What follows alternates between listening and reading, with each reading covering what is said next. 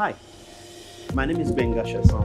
I'm Executive Director at Paradigm Initiative, and today we are in Tanzania discussing digital rights, but not the entire broad topic. We're focusing on the Personal Data Protection Act in Tanzania as part of our Digital Policy Engagement Series, DiPES, at Paradigm Initiative.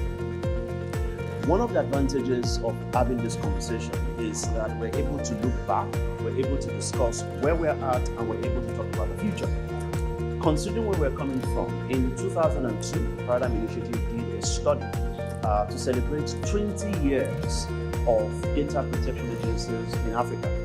And at that time, we looked at 30 African countries to look at data protection laws, data protection agencies, their independence. In 2022, at that time when we did the study, Tanzania did not have a data protection law. Of course, a few months after that, in November, Tanzania signed the bill and it was active from 2023, in May to be precise. So as we discussed this week in Dar es Salaam, Tanzania, we are actually discussing not just the law in Tanzania, but we are also discussing the fact that the law has been challenged by Tito Magoti, and the judgments that came, even though it said many of the challenges were not valid, but suspended and tagged unconstitutional two sections, 2023, of the Personal Data Protection Act of Tanzania. And that's great, because what it means is that citizens are interested in the law and that institutions are active. Some of the things that we, of course, are always concerned about at Paradigm Initiative includes the independence of data protection agencies. Because if data protection agencies are not independent and the president can hire and fire the national commissioner at will, then there's a problem. In Tanzania now, two of the sections have been tagged unconstitutional.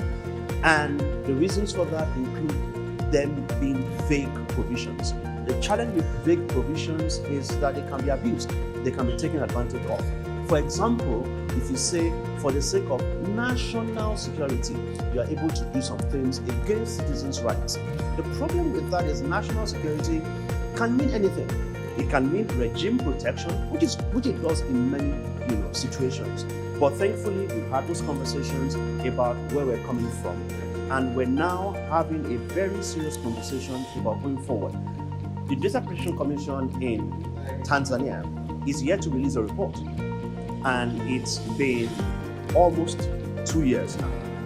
It's more than 1 year already. And it's, over the 1.5 years. The question is, when will that report be released about the activities of the Commission?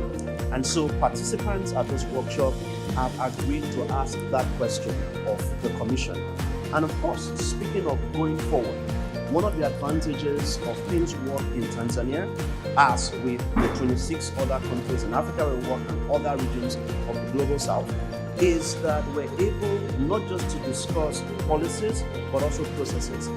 Tanzania is going to elections in 2025. And it means that some of the political activities that always item and always happen towards elections need to be looked at. Will Tanzania shut down either partially or fully the internet again? We don't want that to happen. So we'll have conversations about that. Our Digital Policy Engagement Series focuses on all those topical issues.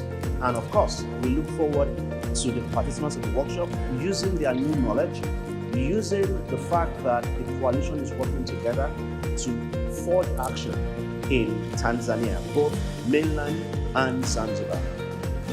It's been a great 2 days with Zena Foundation, Amnesty International, and Paradigm Initiative. And we're glad to have been able to do this with almost 30 organizations represented in the room. And we look forward to keep our relationship going with our partners here in Tanzania and working with all of the participants to make sure that we translate all our discussions into action for the rights of Tanzanian citizens and for a better Tanzania. Thank you.